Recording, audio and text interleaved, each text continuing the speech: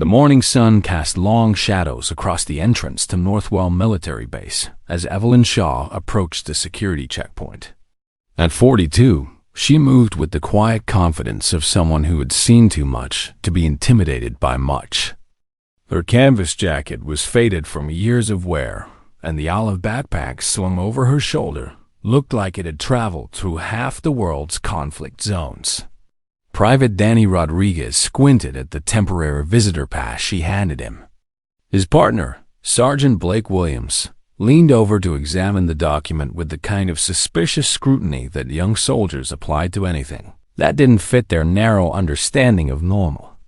"Ma'am, this pass expired 2 weeks ago," Rodriguez said, his voice carrying that particular mix of authority and uncertainty that comes with being 19 years old and suddenly responsible for base security. Evelyn didn't flinch. She had dealt with far worse interrogations than this. "I know it's expired. That's why I'm here to get it renewed. Colonel Martinez requested my consultation on the radar calibration issues you've been having." "Sergeant."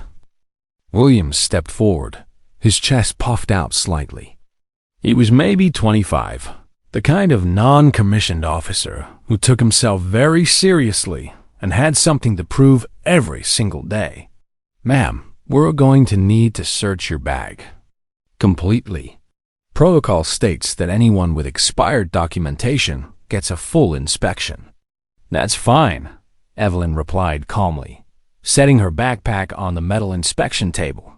She unzipped it without hesitation, her movements precise and unhurried. The first items to emerge were unremarkable enough: a water bottle, some energy bars, a small first aid kit. But then Williams pulled out a compact soldering iron, followed by a digital optical calibrator that looked far too sophisticated for civilian use. "Where did you get this equipment?" Williams demanded, holding up the calibrator. "This is military-grade hardware. You don't have clearance for any of this." Evelyn watched him handle her tools with the casual disregard of someone who had no idea what he was looking at. "I'm a radar technician. Those are my work tools." "Work tools?" Rodriguez laughed, and it wasn't a friendly sound. "Lady, this stuff costs more than most people make in a year. You're telling me you just carry around $20,000 worth of military equipment in a beat-up backpack?"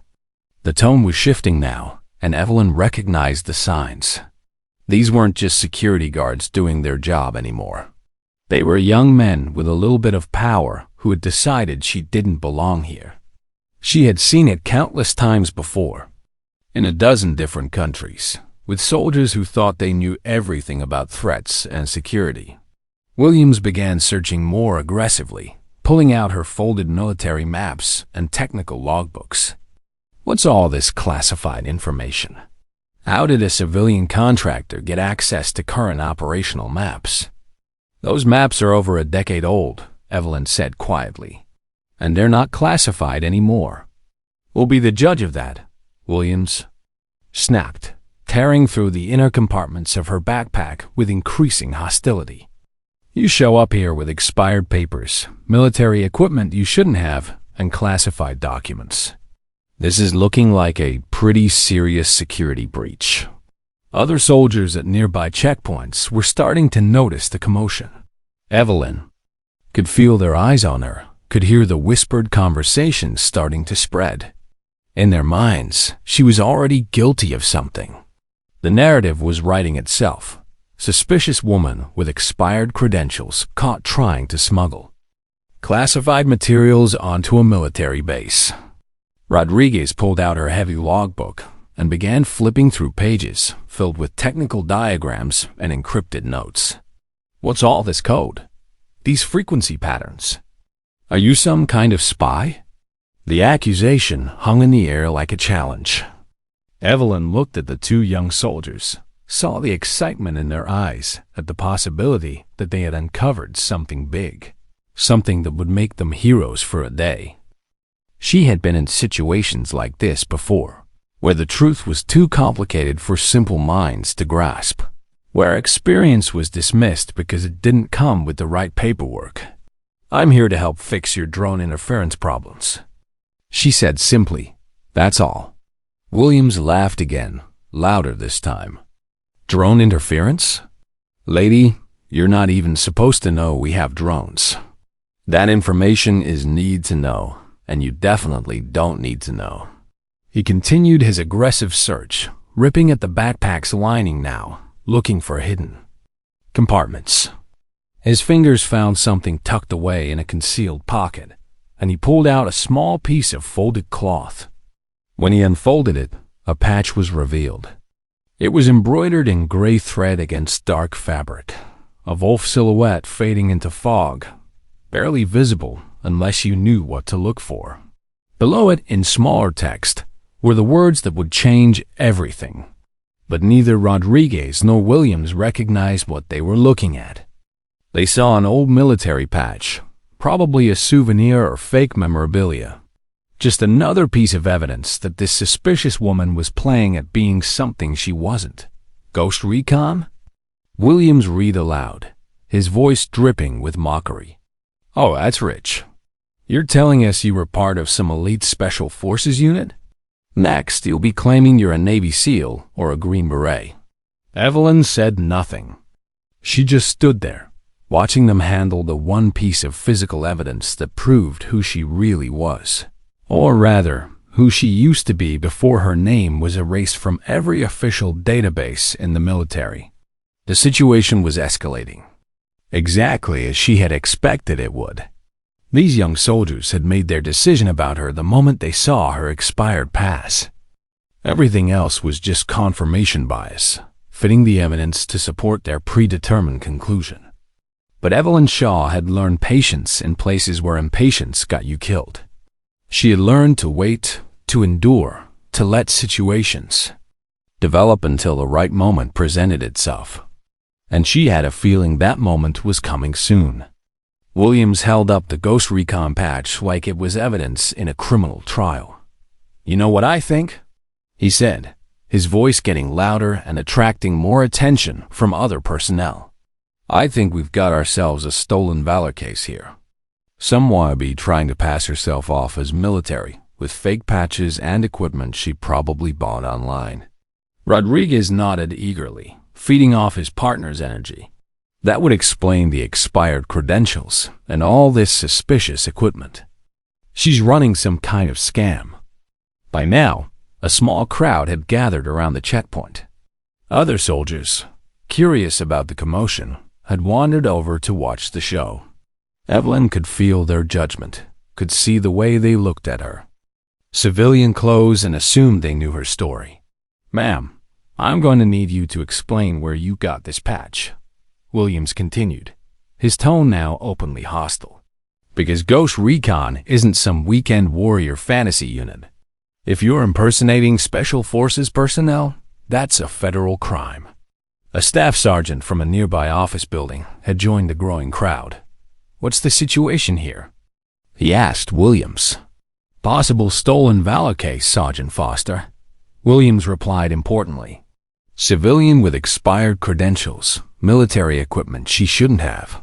And now we find her carrying fake Special Forces patches. Foster looked at Evelyn with the kind of disappointed expression reserved for people who were thought to be dishonoring the military. Ma'am, is this true? Are you claiming to be former Special Forces? Evelyn met his gaze steadily. I'm not claiming anything. I'm here to do a job. A job? Rodriguez scoffed. With expired paperwork and fake credentials? I don't think so. Williams was becoming more aggressive now, emboldened by the growing audience and the apparent support of his fellow soldiers. You know what? I think we need to detain you for further questioning. This whole situation stinks. He began pulling out more items from her backpack with unnecessary force, scattering her carefully organized tools across the metal table. The digital calibrator hit the surface with a sharp clang that made several people wince. Careful with that equipment? Evelyn said quietly. Careful? Williams laughed. Why? Worried about your stolen gear getting damaged? Maybe you should have thought about that before you decided to run whatever scam you're running. The humiliation was deliberate now. Evelyn recognized the tactic. Public embarrassment designed to break down resistance and force a confession. It was interrogation 101, and these amateur soldiers were applying it like they had invented it. More personnel continued to gather, drawn by the spectacle. Someone had apparently called over a military police officer, who was now approaching with the measured stride of someone who had dealt with countless minor incidents and assumed this was just another one. "What's the situation?" the MP asked. Williams. Suspicious civilian with expired credentials and possible stolen military equipment.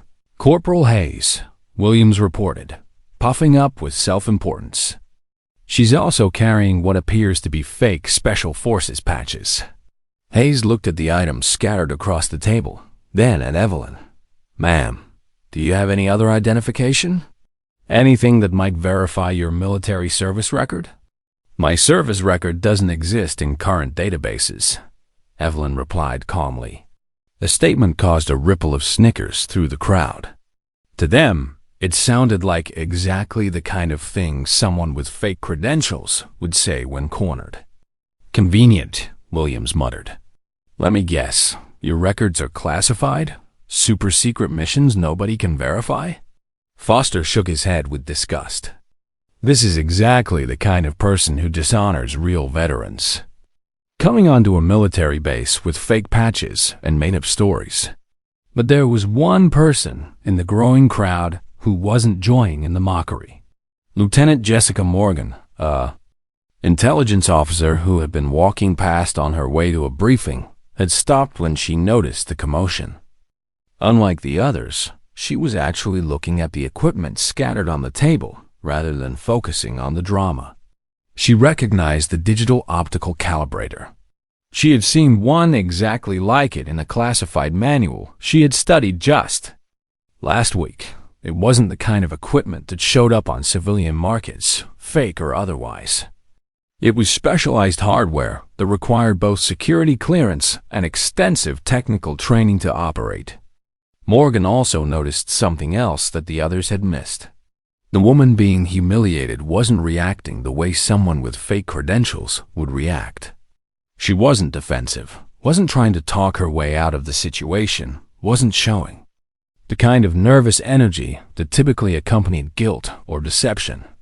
Instead, she was displaying the kind of calm, patient demeanor that Morgan had only seen in personnel with extensive field experience.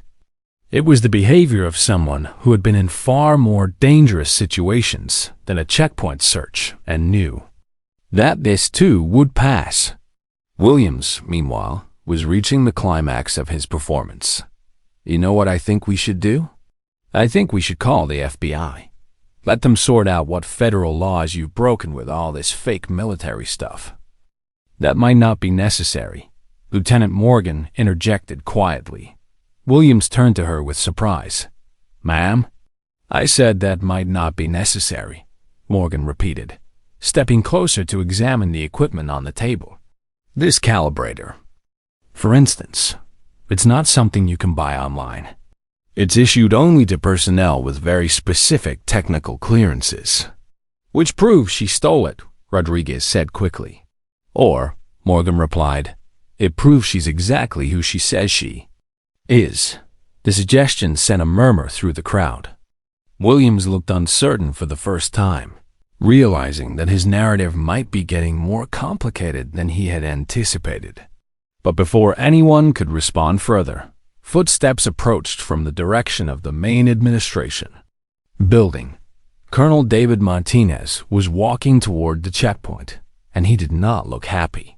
Colonel Martinez approached the checkpoint with the measured stride of a senior officer who had just received word that his morning was about to become significantly more complicated.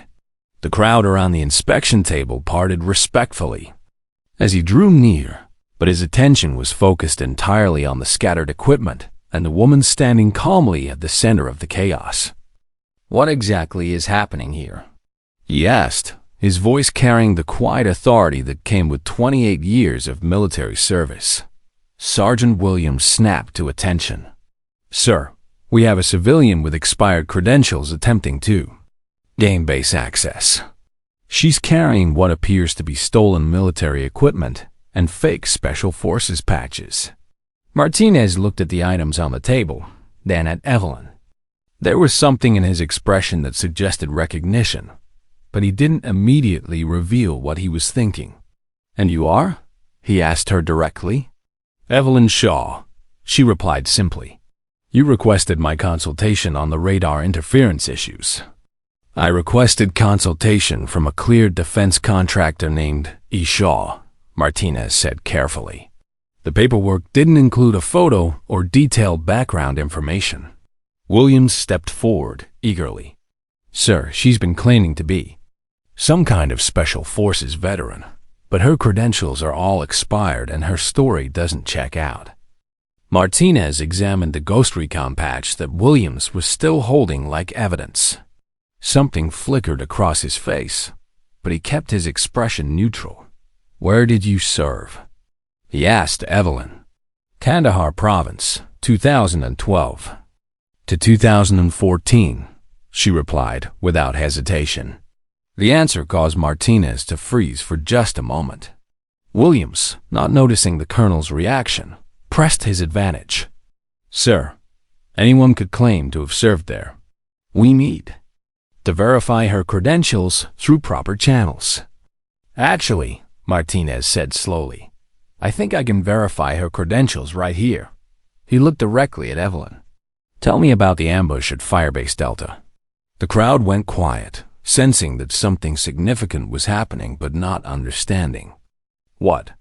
Evelyn met Martinez's gaze steadily. 1700 hours on a Tuesday in March. Coordinated attack from 3 directions. Radio jamming prevented standard evacuation procedures. Your convoy was pinned down for 6 hours, while insurgents used our own communication frequencies against us. Martinez nodded slowly. "And how did the situation resolve?" "Ghost Recon team provided electronic countermeasures while maintaining overwatch positions.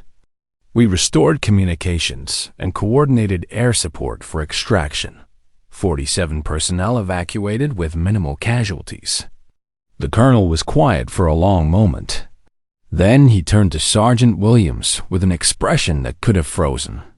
"Water in July. Sergeant, do you know what you've just done?" Williams looked confused. "Sir, I was following standard security protocols. You just publicly humiliated one of the soldiers who saved my life," Martinez said, his voice deadly quiet. "Shadow 9 was the radio operator who restored communications during that ambush. Without her work, my entire convoy would have been killed." The crowd around the checkpoint had gone completely silent. Williams's face had gone pale as he began to understand the magnitude of his mistake. "But sir," Rodriguez stammered, "her credentials were expired, and the Ghost Recon unit isn't even in current databases. Because Ghost Recon was officially disbanded after that mission," Martinez replied sharply. "The operation was classified at levels you don't have clearance to understand. The unit members were listed as killed in action for their own protection." He gestured to the equipment scattered across the table.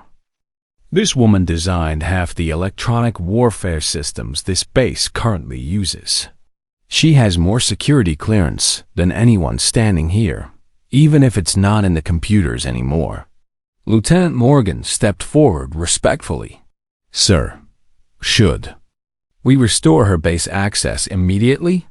"You should start by treating her with the respect she's earned," Martinez replied. "And then you should pray that she's still willing to help us after this embarrassment." Williams looked like he wanted to disappear into the ground. "Sir, I was just following protocol. Martinez's voice rose slightly. "Protocol is to verify unusual situations with higher authority before making assumptions. Protocol is not to humiliate visitors based on paperwork technicalities." The colonel turned back to Evelyn, who had remained silent throughout the exchange. "Ma'am, I apologize for this treatment. If you're still willing to help us with the radar issues, I can guarantee it won't happen again." Evelyn looked at the scattered equipment, then at the crowd of soldiers who had been enjoying her humiliation just minutes earlier. "The interference patterns have been getting worse, haven't they?" "Significantly worse," Martinez confirmed. "We've lost 3 training drones in the past month." "That's because someone who understands ghost recon methodologies is using them against you," Evelyn said quietly. "The interference isn't random equipment failure. It's deliberate sabotage."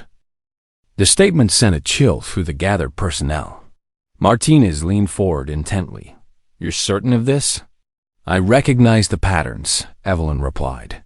"Someone else from my unit survived the official death list. And they're not on your side anymore." Williams, desperate to salvage something from the situation, spoke up again. "Sir, how do we know she's not the one causing the interference? This could all be an elaborate setup." The suggestion hung in the air for about 3 seconds before Martinez's expression became truly dangerous. "Sergeant Williams," he said with deadly calm, "you are relieved of checkpoint duty, effective immediately. Report to my office at 0800. Hours tomorrow for disciplinary review." He turned to the crowd. "Everyone else, disperse. Now." As the soldiers reluctantly moved away, Martinez looked at the mess of equipment still scattered across the inspection table. "Miss Shaw, again, I apologize for this treatment. If you're willing to help us identify this threat, you'll have my full support and protection." Evelyn began calmly gathering her tools and documents. "I'll need 48 hours of access to your drone control systems and a small team of technicians who can follow instructions without asking too many questions." "Done," Martinez replied without hesitation. "And Colonel?" Evelyn added as she repacked her backpack.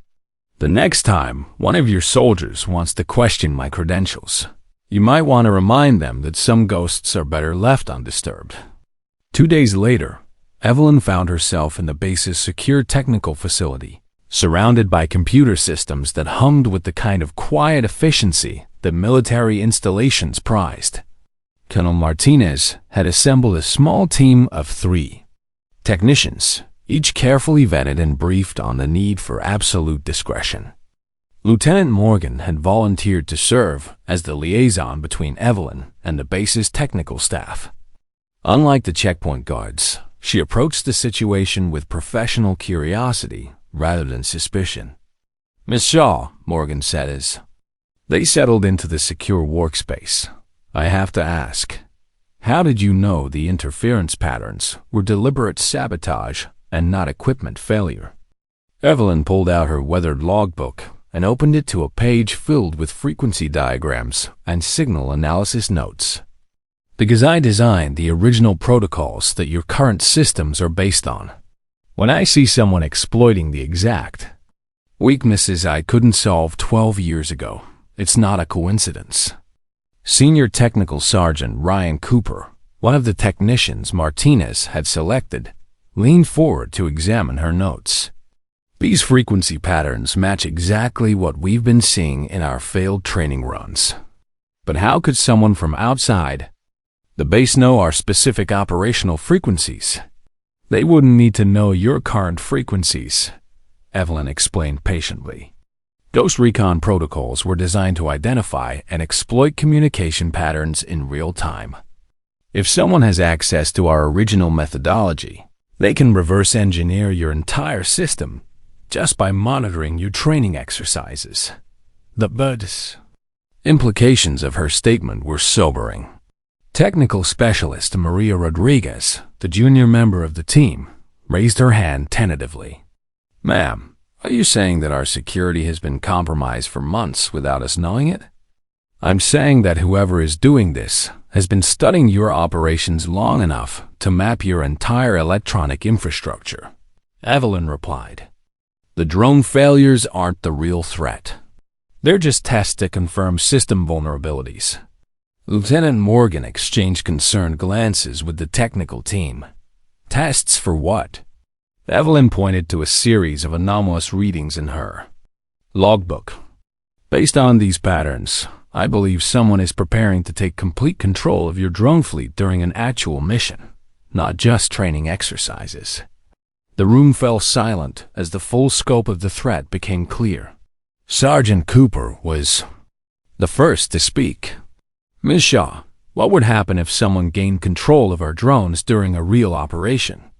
"Best case scenario, mission failure and loss of expensive equipment," Evelyn said grimly.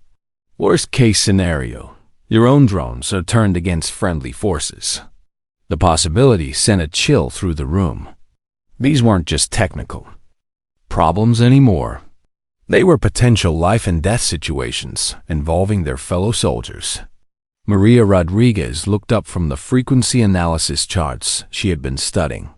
"Ma'am, how do we stop something like this?" "If they're using ghost recon methods, don't they have the same capabilities you do?" "Similar capabilities, yes," Evelyn acknowledged. "But they have one major disadvantage. They don't know that I'm here. They're still using the old protocols, assuming no one else survived to counter their methods." Lieutenant Morgan felt a spark of hope. "So we have the element of surprise?"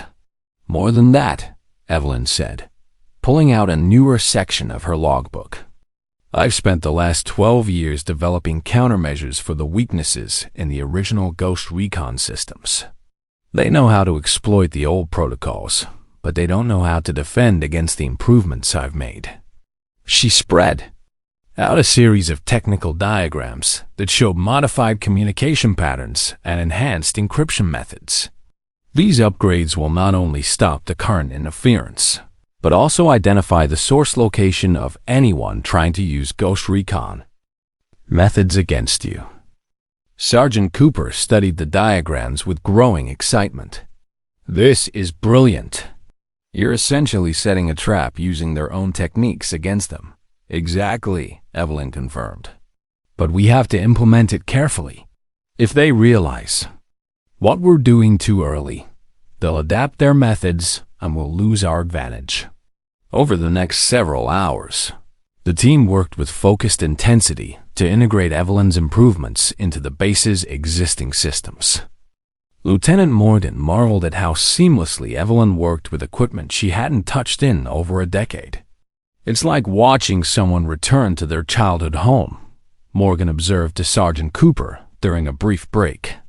"She knows exactly where everything is supposed to be," Cooper nodded. "More than that, I'm starting to understand that half of our current systems are based on work she did originally.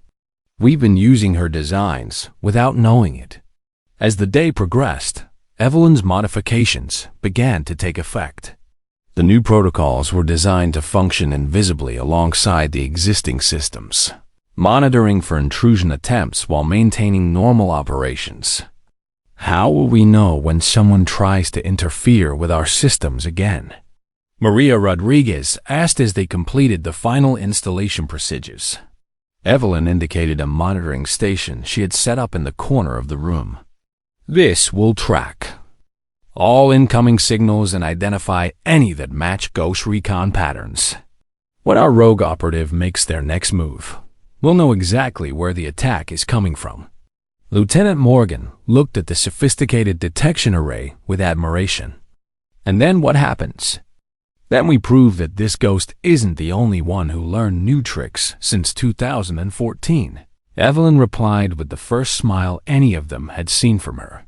But as the team prepared to test their new defensive systems, none of them realized that their conversation had been monitored by someone with very sophisticated surveillance equipment. Someone who now knew that Shadow 9 had returned from the dead, and that someone was already planning their response. 3 days after implementing Evelyn's security upgrades, the base conducted its first major training exercise using the modified protocols. The results were immediate and dramatic. Not only did the drones complete their missions without interference, but Evelyn's monitoring systems detected multiple attempted intrusions that were automatically blocked and traced. Colonel Martinez reviewed the results in his office with barely contained excitement. 7 separate intrusion attempts, all blocked, all traced to their source. This is exactly what we needed. Lieutenant Morgan studied the trace data with fascination. The source locations are all within a 50-mile radius of the base. Whoever is doing this has been operating locally for months. Evelyn examined the signal patterns on her portable analysis unit. More than that, look at the timing of these attempts. They correspond exactly with your previous training schedules. Someone has been monitoring your base communications to know when you're conducting drone operations. The implications were troubling. Sergeant Cooper raised the obvious question. Mom, does this mean we have a security leak somewhere on base? Not necessarily, Evelyn replied. Ghost recon methods include techniques for monitoring communications without requiring inside access. But the level of detail they have suggests long-term surveillance. Colonel Martinez made a decision that would prove crucial. I want this information compartmentalized. Only the people in this room know what we've discovered. Until we identify our saboteur, we assume all other communications are potentially compromised. Over the following week, Evelyn worked with the technical team to refine their detection capabilities. Each day brought new intrusion attempts, and each attempt provided more data about their adversary's methods and location. Maria Rodriguez had become particularly skilled at analyzing the intercepted signals. Ms. Shaw, I'm seeing patterns that suggest our saboteur is using mobile equipment. The source locations keep shifting, but always within the same general area. That's consistent with Ghost Recon field protocols, Evelyn confirmed. Never operate from the same location twice, but maintain proximity to your target. Lieutenant Morgan plotted the various source locations on a map of the surrounding area. If we overlay these positions with known roads and facilities, we can predict likely future operating positions. The pattern that emerged was both encouraging and concerning. Their adversary was highly skilled and disciplined, but also predictable if you understood the methodology they were using. I have an idea, Evelyn said, studying the location data. But it's going to require perfect timing and coordination. She outlined a plan that would use the base's next major training exercise as bait. Instead of simply blocking the intrusion attempts, they would allow limited access while monitoring everything the saboteur tried to do. We essentially give them enough rope to hang themselves, Sergeant Cooper summarized. Exactly, Evelyn confirmed. But we have to be careful. If they realize it's a trap too early, they'll disappear, and we'll never get another chance like this. Colonel Martinez approved the plan with one modification. I want backup teams positioned at all likely escape routes. When we identify this person, I want them apprehended immediately. The trap was set for the following Tuesday during a routine drone maintenance exercise. To outside observers, it would appear to be standard training operations. But Evelyn's modified monitoring systems would be recording every detail of any intrusion attempts. As the team made final preparations, Lieutenant Morgan pulled Evelyn aside for a private conversation. Ms. Shaw, can I ask you something personal? Evelyn nodded. Why did you really come back? I mean, officially you don't exist. You could have lived quietly anywhere in the world. Why risk exposure to help us? Evelyn was quiet for a moment, looking at the sophisticated equipment they had assembled. Because I've seen what happens when good soldiers die because of preventable mistakes. Ghost Recon was disbanded because of political decisions, not tactical failures. I won't let another unit be destroyed by problems I have the knowledge to solve. But surely you could have found an anonymous way to share the information. Anonymous tips don't carry the same weight as direct expertise, Evelyn replied. Sometimes you have to step forward personally, even when it's dangerous, because it's the only way to make sure the message gets through. Lieutenant Morgan nodded with understanding. And if this trap works, if we catch whoever is sabotaging our systems, then I disappear again, Evelyn said simply, back to being a ghost. But as they spoke, Neither of them noticed a small electronic device hidden in the ventilation system above their heads. A device that had been recording their conversations for the past 3 days. Their rogue Ghost Recon operative had been one step ahead of them all along. And the trap they thought they were setting was about to become a trap for them instead. Tuesday morning dawned clear and cold. Perfect weather for the training exercise that would serve as bait for their trap. Evelyn arrived at the base before sunrise, her equipment loaded into a military vehicle that Colonel Martinez had provided. The checkpoint guards who had once humiliated her now saluted respectfully as she passed through. The irony wasn't lost on her, but she had more pressing concerns. Her monitoring equipment was detecting unusual activity in the electromagnetic spectrum around the base, suggesting that their target was already in position and preparing for the day's operations. "They're early," she reported to Lieutenant Morgan as they set up in the secure command center. "Is that a problem?" Morgan asked. "It could be," Evelyn replied, fine-tuning her detection arrays. Early arrival suggests either overconfidence or desperation. Both can make people dangerous. The training exercise began at 0800 hours with the launch of 6 surveillance drones programmed to patrol predetermined routes around the base perimeter. To any observer, it appeared to be routine training, but Evelyn's monitoring systems were recording every electronic signal in the area. Within minutes, her equipment detected the first intrusion attempt, but something was wrong. The attack patterns were different from what they had observed during previous exercises. "Lieutenant," Evelyn called urgently, "we have a problem. They're not using the same methods as before." Morgan rushed to look at the detection displays. "What does that mean?" "It means they know we've been monitoring them," Evelyn replied grimly. "This isn't an attempted sabotage. It's a direct challenge." As if to confirm her analysis, the base's communication system suddenly crackled to life with an unauthorized transmission broadcast on multiple frequencies. "Shadow 9, a voice said through the static. "I know you're listening." The command center fell silent. Everyone turned to look at Evelyn, who had gone very still. "I wondered how long it would take you to surface," the voice continued. 12 years is a long time to stay dead." Colonel Martinez, who had been monitoring the exercise from the main operations center, burst into the secure command room. "What the hell is that transmission?"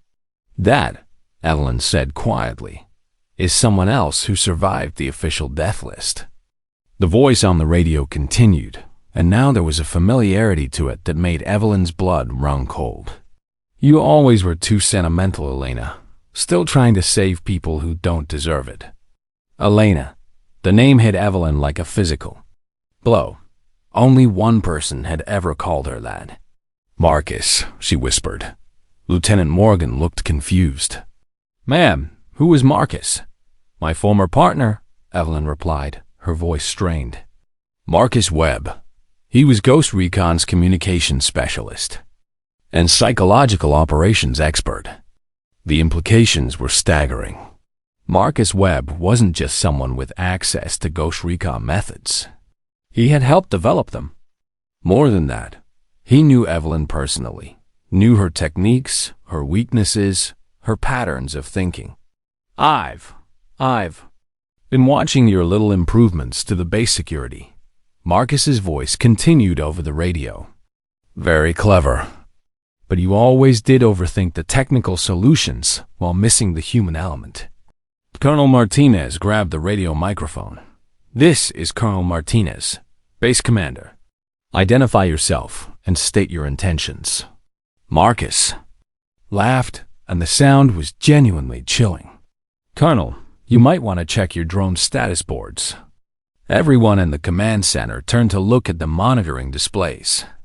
All 6 training drones had stopped following their programmed routes and were now converging on the base itself. "He's taken control of our entire drone fleet," Sergeant Cooper said in disbelief. Not just control, Evelyn realized with growing horror.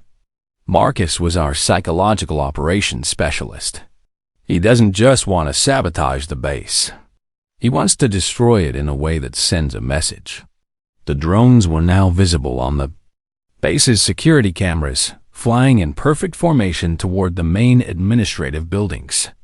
But instead of moving at training speeds, they were accelerating rapidly. "He's going to crash them into the base," Lieutenant Morgan said. "At that speed, the impact will ... will destroy half the facility and kill dozens of people," Evelyn finished. "This isn't sabotage anymore. It's terrorism." Colonel Martinez was already coordinating with base security to initiate emergency protocols, but Evelyn knew they didn't have time for standard procedures. "I can stop this," she said, moving to her monitoring station. "But I need direct access to the base's communication array." "You have it," Martinez replied without hesitation. Evelyn's fingers flew over her equipment as she began broadcasting counter signals, designed to override Marcus's control of the drones. But as she worked, she realized the true scope of his psychological warfare. "He's not just trying to destroy the base," she said as understanding dawned. "He's trying to force me to reveal the full extent of my capabilities. Every countermeasure I use gives him more information about what I've learned since Ghost Recon was disbanded." The drones were now less than 2 minutes from impact. Evelyn made a decision that would expose everything she had worked to keep secret. "Colonel, I need you to broadcast a message on all emergency frequencies." "What message?" "Tell Marcus Webb that Shadow 9 accepts his challenge. Tell him that if he wants to face me, he should do it directly instead of hiding behind remote-controlled weapons." Martinez looked at her with concern. "Ma'am, are you sure about this?" "No," Evelyn replied honestly. "But it's the only way to save this base." The message was broadcast, and for a moment, nothing happened. Then, gradually, the drones began to slow their approach. Marcus's voice came back over the radio, and now it carried a tone of genuine respect mixed with malice. "There's the Shadow 9 I remember, always willing to sacrifice herself for others. Very well, Elena. Let's finish what we started in Kandahar." The drones had stopped their deadly approach, but they remained hovering ominously over the base. Like mechanical vultures, Marcus's psychological game was working perfectly. He had Evelyn's attention. He had demonstrated his capabilities, and now he had her exactly where he wanted her, forced to engage on his terms. "Here's how this works. Elena," Marcus's voice crackled through the communication system. "You come meet me at the coordinates I'm sending to your personal frequency. Come along and bring only the equipment you're carrying right now. We settle this the way we should have settled it 12 years ago." Colonel Martinez stepped forward. "Miss Shaw, I can't allow you to walk into what's obviously a trap. We have protocols for hostage situations." "This isn't a hostage situation," Evelyn replied, checking the coordinates Marcus had transmitted. "This is a reckoning." Lieutenant Morgan studied the location data. "Ma'am, those coordinates place the meeting point at the abandoned radar facility, 15 miles northeast of here. It's completely isolated, no backup possible." "Which is exactly why Marcus chose it," Evelyn said, gathering her equipment. "He knows I won't risk civilian casualties or base personnel by forcing a confrontation." Here, the psychological warfare was textbook Marcus Webb. He had always been brilliant at reading people, at understanding their motivations and exploiting their moral weaknesses. Evelyn's sense of responsibility for others had saved countless lives during their Ghost Recon missions, but Marcus was now using that same trait against her. "There has to be another way," Sergeant Cooper insisted. "We could coordinate with FBI, bring in a tactical team. By the time federal agents arrive, Marcus will be gone, and those drones will complete their program destruction sequence." Evelyn replied. "He's not bluffing about his willingness to destroy this base." She paused at the command center door and looked back at the team that had worked so hard to implement her security improvements. "Lieutenant Morgan, I need you to continue monitoring the drone control signals. If I fail to neutralize Marcus within 2 hours, implement Emergency Protocol 7. Morgan looked confused. "Ma'am, we don't have an Emergency Protocol 7. "You do now," Evelyn said, handing her a sealed envelope. "Those are instructions for a complete system shutdown that will crash all drones safely, but render your entire electronic warfare capability inoperable for at least 6 months. The implications were sobering. If Evelyn failed, the base would survive, but would be left defenseless against future electronic attacks." Colonel Martinez made one final attempt to change her mind. "Miss Shaw, I cannot in good conscience allow you to face this threat alone. Let me at least provide backup at a distance." "Colonel, Marcus Webb was trained by the same people who trained me, using the same methods for the same missions. The only advantage I have is that he doesn't know what improvements I've made to our original techniques. If he detects any backup presence, I lose that advantage and this base loses its protection." She headed toward the door, then stopped and turned back one more time. "And Colonel, if something happens to me, make sure the checkpoint guards understand that expired paperwork doesn't always mean what they think it means." 20 minutes later, Evelyn was driving a borrowed military jeep through the countryside toward the abandoned radar facility. The coordinates Marcus had provided led to a Cold War-era installation that had been decommissioned in the 1990s but never demolished. As she approached the facility, her detection equipment indicated strong electronic activity in the area. Marcus was there, and he had brought sophisticated hardware with him. The abandoned radar facility consisted of several concrete buildings, surrounding a massive dish antenna that hadn't rotated in decades. It was the perfect location for a confrontation between two electronic warfare specialists, isolated, defensible, and equipped with existing infrastructure that could be repurposed for their needs. Evelyn parked the jeep at the facility's main gate and proceeded on foot, carrying only her backpack and portable monitoring equipment.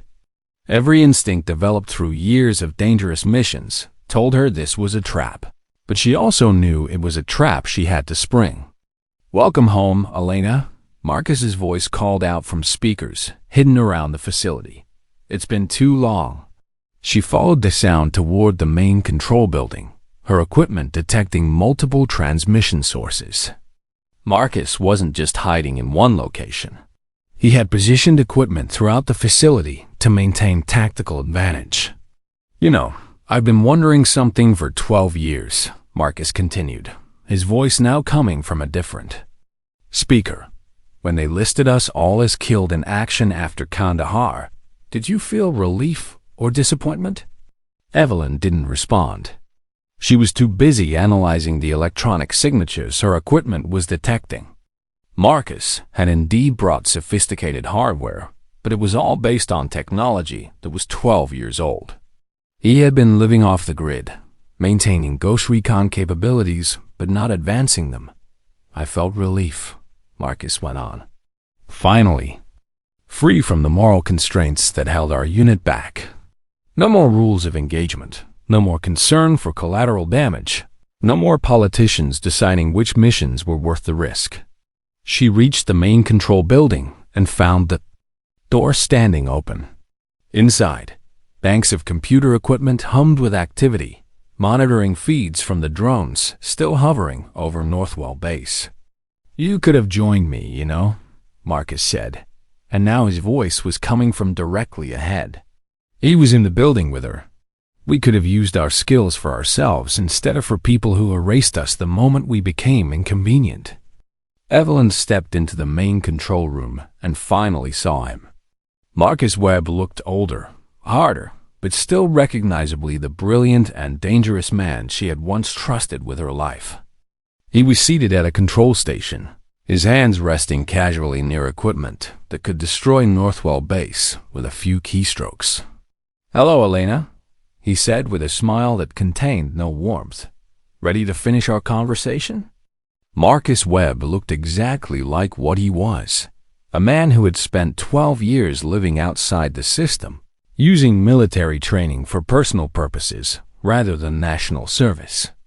His equipment was sophisticated, but showed signs of improvisation and adaptation that spoke of someone operating without official support or resources. "You know," he said conversationally, "I always wondered which one of us was really the better technician. We never got to find out during our active service." Evelyn set her backpack down carefully and began unpacking her equipment. "We're not here to settle old professional rivalries, Marcus. You're threatening innocent people." "Innocent?" Marcus laughed.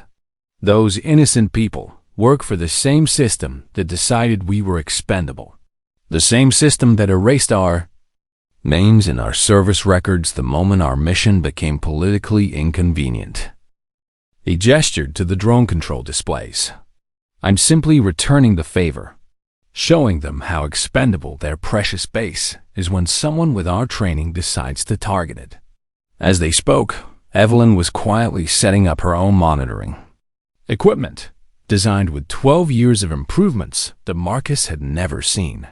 Her modifications weren't just technical upgrades. They incorporated psychological warfare principles she had developed specifically for dealing with rogue operators. "The difference between us," Evelyn said as she worked, "is that I learned to move forward instead of backward. You're still fighting a war that ended over a decade ago. Did it end?" Marcus challenged. "Or did we just get better at hiding the casualties?" It was a valid question, and Evelyn acknowledged it with a nod. "Maybe you're right about the war, but you're wrong about the solution." Her equipment was now fully operational, and she began implementing countermeasures designed specifically for Marcus's psychological profile. Instead of directly attacking his drone control systems, she started broadcasting signals that would create cognitive dissonance in his decision-making process. Marcus noticed the interference immediately. "Very clever, Elena. Psychological warfare through electronic manipulation. But I know all your techniques." "You know my old techniques," Evelyn corrected. "You have no idea what I've learned since Ghost Recon was disbanded." The psychological battle was now fully engaged. Marcus was trying to maintain control of the drones while simultaneously defending against electronic attacks he didn't fully understand. Evelyn was using his own expertise against him, creating situations where his training would lead him into tactical errors. "You want to know what I learned during my years as a ghost?" Evelyn asked as her equipment worked to undermine Marcus's control systems. "I learned that the mission isn't about defeating enemies. It's about protecting people who can't protect themselves." "Philosophical nonsense," Marcus replied, but there was strain in his voice as he fought to maintain control of his equipment. "Is it?" Evelyn asked. "Look at your drone control displays, Marcus. Really look at them." Marcus glanced at his screens and froze. The drones were no longer hovering over Northwell Base. They were returning to their original patrol routes, following safety protocols that Evelyn had quietly implemented while they talked. "How did you dotable quotes," he began. "Because I spent 12 years learning to be better than we were during active service," Evelyn replied. "You spent 12 years staying exactly the same." The realization hit Marcus like a physical blow. His sophisticated equipment, his careful planning, his psychological manipulation, all of it had been countered by someone who had continued to evolve while he had remained static. "This isn't over," he said, reaching for what appeared to be a dead man's switch. "Yes, it is," Evelyn replied calmly. Her final modification activated, and every piece of electronic equipment in the facility shut down simultaneously. Marcus's control systems, his communication array, even the lights went dark. Only Evelyn's battery-powered monitoring equipment continued to function. In the sudden silence, Marcus Webb finally understood that he had been outmatched completely. "The FBI will be here in approximately 20 minutes, Evelyn said, checking her watch. "I recommend you use that time to decide whether you want to face federal terrorism charges or cooperate with the investigation into who else might have access to ghost recon methodologies." Marcus slumped in his chair, the fight gone out of him. "How long have you been planning this?" "Since the moment I heard your voice on the radio," Evelyn replied. "You always were predictable when you let your emotions override your tactical thinking." As sirens became audible in the distance, Evelyn began packing her equipment. "For what it's worth, Marcus, I'm sorry about what happened to our unit. But destroying innocent people won't bring back the ones we lost."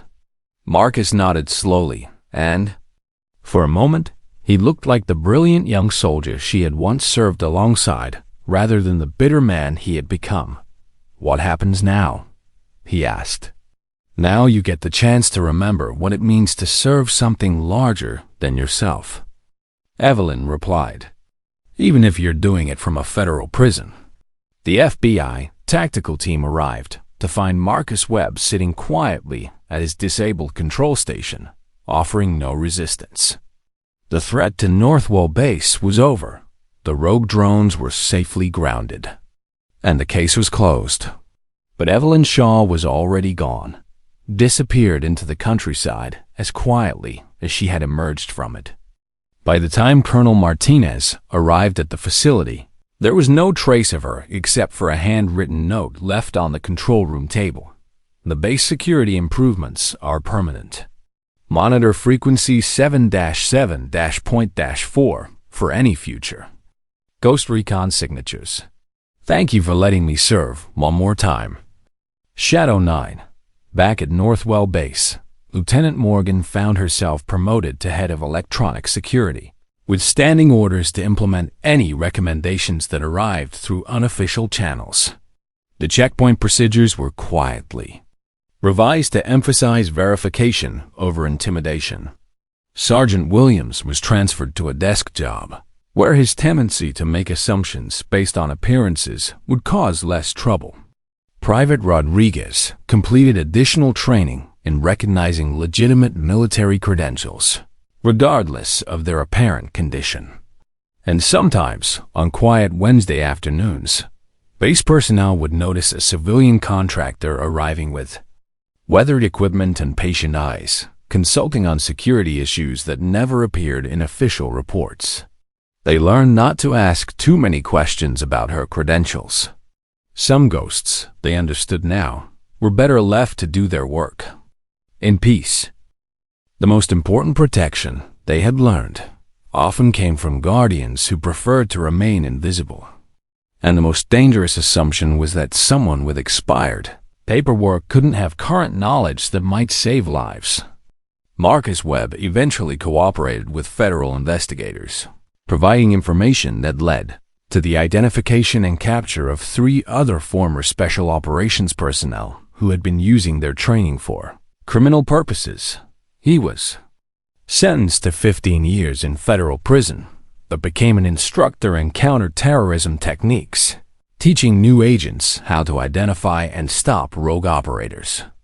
He never saw Evelyn Shaw again, but he understood that some people chose to serve quietly rather than dramatically, protecting institutions that had forgotten them rather than seeking revenge against systems that had failed them. The real heroes, he finally learned, don't come through front gates with fanfare and ceremonies. They come through checkpoints with expired paperwork and knowledge that can't be found in current databases, carrying solutions to problems that haven't been solved by people who are still in the system.